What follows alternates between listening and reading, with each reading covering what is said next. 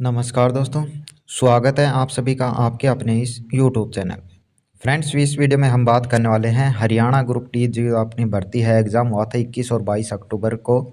इसके बारे में जो भी आपकी अपडेट आई है सामने उनके बारे में, और दूसरी चीज़ इसके आंसर की, और जो आपकी सर्टिफिकेट है ईडब्ल्यूएस ओबीसी यानी जो आपकी बीसीए बीसीबी सर्टिफिकेट है एससी एसटी की, वो कैसे क्या कितनी पुरानी क्या होनी चाहिए और कैसे क्या इनका हो सकता है और किन चीज़ों का आपको ध्यान रखना है, उसके बारे में हम यहाँ पे बताने वाले हैं।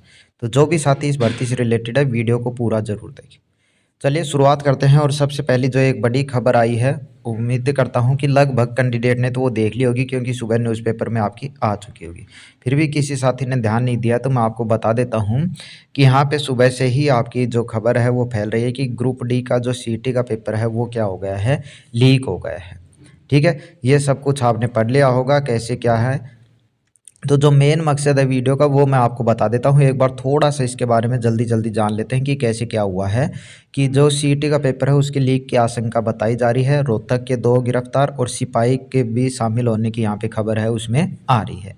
क्या था कि यहाँ पे एक गैंग है वो पकड़ी गई है, जिसमें कैंडिडेट जिनका भी मतलब वो करते थे रुपए वगैरह में, तो उनको जैसे आज 21 का पेपर है तो उनको पहले ही दिन बुला लिया 20 तारीख को, और उनको पेपर पूरा सोल्व वहाँ पे करवा दिया।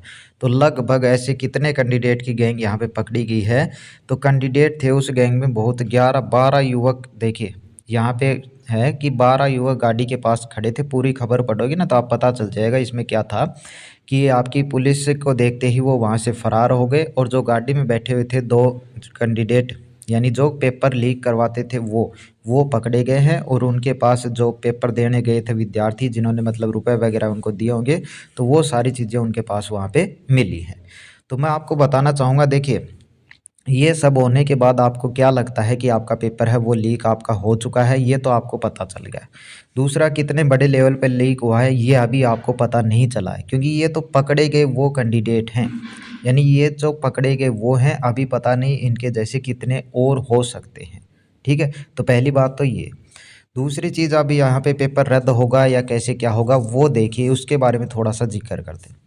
तो ये सबसे ज़्यादा डिपेंड करता है एचएस से। आप सभी को पता है, आपने अपने एग्ज़ाम है हरियाणा में से हो तो आपको बिल्कुल अच्छे से पता है एचएसएससी हरियाणा का एग्ज़ाम कभी भी कुछ भी किसी भी तरीके से यहाँ पे हो सकता है। अब आगे का किसी को अभी नहीं पता है कि ट्विटर अभियान चलने वाला है, कितना बड़ा इसके मामले और या आशंकाएं हैं या लीक होने की जो आपकी न्यूज़ है वो सामने आने वाली हैं, क्या कुछ यहाँ पे हो सकता है।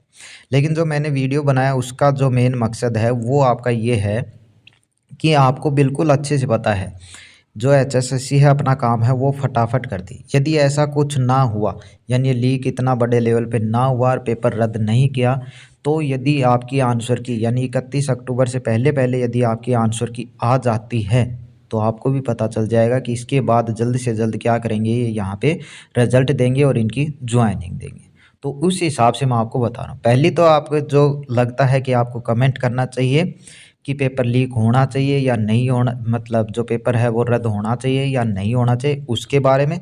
दूसरा, कैसी क्या कार्रवाई इन पे होनी चाहिए। ठीक है, क्योंकि दोबारा पेपर कराने में भी देखिए बहुत ज़्यादा रुपए लगते हैं, तो उनका भी यहाँ पे देखते हैं सारे। लेकिन यदि बड़ी लेवल पे लीक हुआ है, पेपर लीक तो लीक ही है वैसे देखा जाए तो, लेकिन ये सब इन पे डिपेंड करता है, मतलब आगे की प्रोसेस है। बाकी आपकी क्या राय है नीचे कमेंट कर सकते हैं। मैं आपको ये बता रहा हूँ कि यदि आंसर की आपकी 31 अक्टूबर से पहले पहले यानी अभी 1-2 दिन 3-4 दिन में आंसर की देखने को मिल जाती है, तो जो आपकी सर्टिफिकेट है, देखिए जो चीज़ होगी वो तो होगी ही, लेकिन जो आप बता रहे हो कि आंसर की यदि आपकी आ जाती है, तो जो आपकी सर्टिफिकेट है उनका आपको ध्यान रखना है। क्योंकि आप फाइनल तक पहुँच के यदि आप एक किसी डॉक्यूमेंट के कारण बाहर होते हैं तो बहुत ज़्यादा दुःख की बात आपकी वहाँ पे होती है।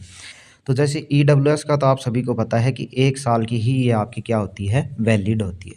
तो 1 साल यानी 1 अप्रैल के बाद का जिनका नहीं बना हुआ है तो अपना ईडब्ल्यूएस का बना लेना। जिस भी कैंडिडेट के 60-65 से ऊपर नंबर हैं, उन कैंडिडेट की मैं यहाँ पे बात कर रहा हूँ कि कन्फर्म बना लेना यदि आंसर की आपकी अभी आ जाती है तो।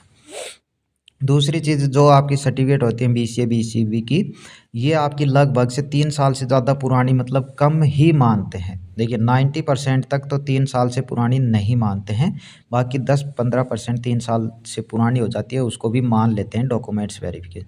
तो इनको भी मैं अपनी तरफ से कहना चाहूँगा, यदि इनसे ज़्यादा पुरानी है तो वो अपनी नई बनवा लें।